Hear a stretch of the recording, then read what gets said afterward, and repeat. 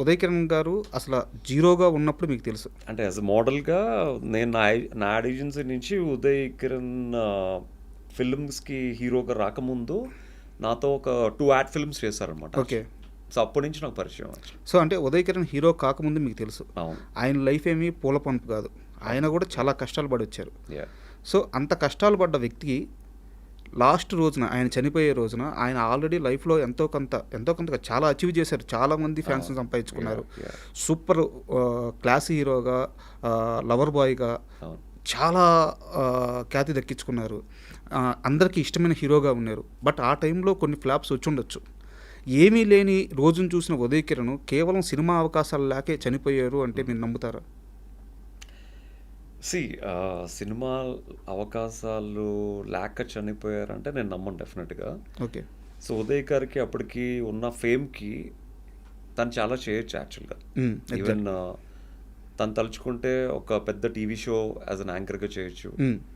లేకపోతే చాలా చిన్న సినిమాలు చాలా ఉన్నాయి, బట్ దానికి హీరోగా చేయొచ్చు. అంటే ఏ మనిషి అయినా ఫేమ్లో ఉన్నంత వరకే వాళ్ళకి value.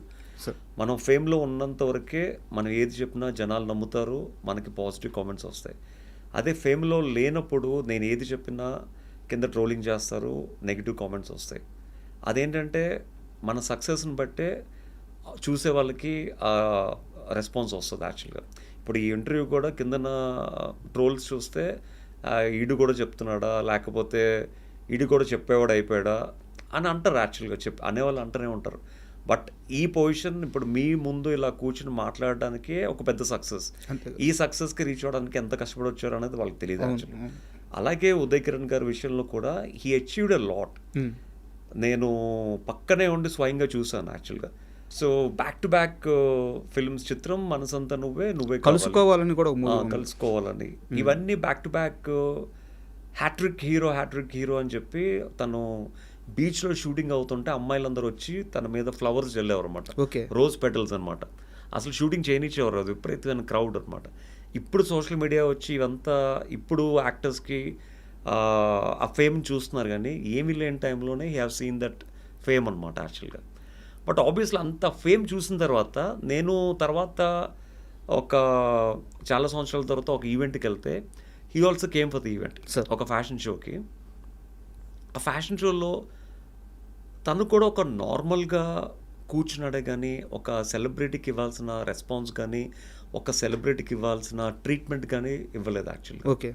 I have seen personally, just because of తను ఫేమ్లో లేడు అన్న ఒక్క ఉద్దేశంతో.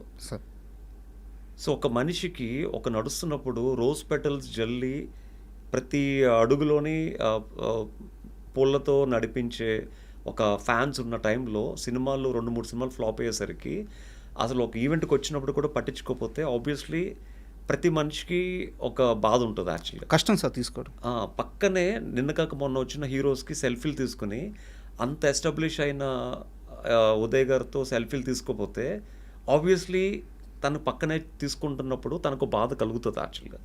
సో ఆ బాధని చూశాను, ఆ హ్యాపీనెస్ని చూశాను యాక్చువల్గా. నేను ఎప్పుడైతే తను చనిపోయారన్న వార్త విన్నానో నాకు చాలా ఐ వాజ్ లైక్ షాక్డ్ అనమాట. వెంటనే నేను నిమ్స్ హాస్పిటల్కి వెళ్తే ఎవరిని అలౌ చేయట్లేదు.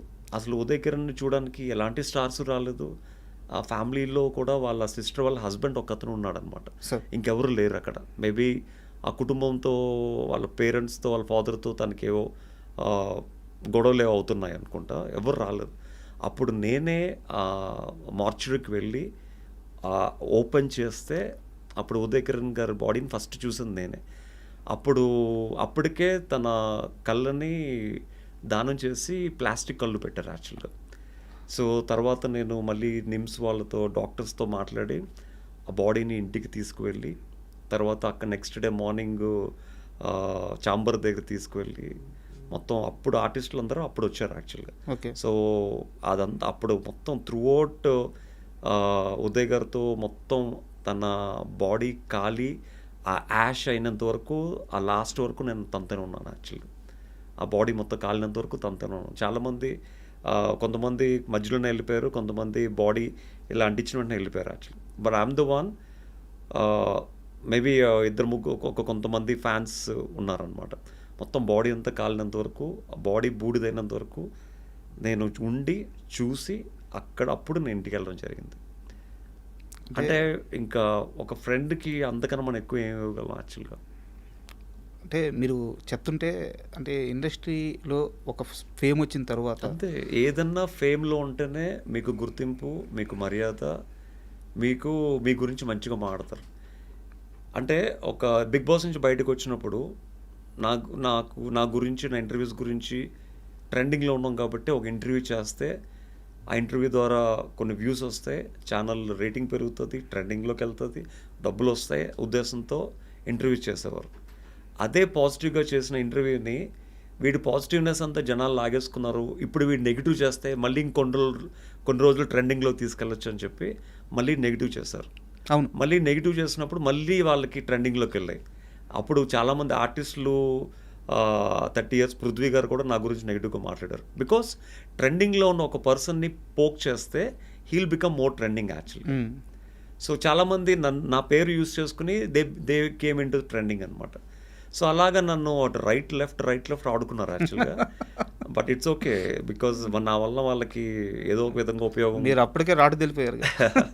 ఏదో ఒక విధంగా వాళ్ళకి ఉపయోగం పడుతుంది అని తెలిసిన తర్వాత ఇంకేమంటాం. సో ఫ్యామిలీస్ని మీడియాకు ముందుకు లాగారు, పిల్లలతో పాటు మీడియా ముందుకు వెళ్ళి మేమేంటో ప్రూవ్ చేసుకోవాల్సి వచ్చింది. ఇట్స్ ఓకే, ఇదంతా ఎందుకు? జస్ట్ బికాస్ ఆఫ్ ఒక మిడిల్ క్లాస్ పర్సన్. అదే మీరు రిచ్ పర్సన్ అయితే మీ జోలికి ఒక్కడు కూడా రాడు, మీ గురించి ఒక్కడు కూడా కామెంట్ పెట్టాడు. అది. అండ్ మీరు బిగ్ బాస్ నుంచి బయటకు వచ్చిన తర్వాత కొన్ని సినిమా ఆఫర్లు అయితే వచ్చినాయి మీరే హీరోగా. బట్ ఒక హీరో వాళ్ళందరితో కలిసి కూర్చొని మాట్లాడి వాళ్ళ మైండ్ సెట్ మార్చేసి మీకు సినిమా ఛాన్సులు రాకుండా కొన్నిటిని అడ్డుకున్నాడు అని చెప్పి ఒక టాక్ అయితే ఉంది. నిజమా? నిజమా అబద్ధం? నిజం అవ్వచ్చు. అంటే బేసిక్ ఏంటంటే ఆబ్వియస్లీ మనకు తెలిసి మనం ఏ తప్పు చేయలేదు. సో మనం ఉన్నది ప్రూవ్ చేసుకోవడానికి, జీవితంలో ఎప్పటికైనా ఏదో ఒకటి సక్సెస్ అవ్వడానికి, ఉన్న సక్సెస్ని లైఫ్ అంతా నిలబెట్టుకోవడానికి ఇండస్ట్రీకి వచ్చాం. ఇప్పుడు మన వెనకాల ఎవరు ఏం చేస్తున్నారు అన్నది మనకు తెలియనప్పుడు మనం వాళ్ళ గురించి మాట్లాడకూడదు యాక్చువల్గా. సో మేబీ చేసి ఉండొచ్చు. మీ దాకా వచ్చిందా? నా దాకా వచ్చిందంటే వచ్చిందని చెప్పాలి. But I don't take any one's name అనమాట. Okay, but it's okay. ఇప్పుడు మనకి రాత ఉన్నప్పుడు ఎవరైనా అడ్డుకున్నా మన రాతను ఎవరు మార్చలేరు. సో ఇక్కడ అంటే ఈ క్వశ్చన్ ఎందుకు అడిగానంటే నాకు తెలియంది ఒకటి మిమ్మల్ని అడుగుతున్నాను సార్. మోడలింగ్ అంటే అక్కడ బిహేవియర్ కానీ థాట్ ప్రాసెస్ కానీ ఇవి కూడా నేర్పిస్తారా? అంటే ఒక సిచ్యువేషన్ మనం ఎలా హ్యాండిల్ చేయాలి?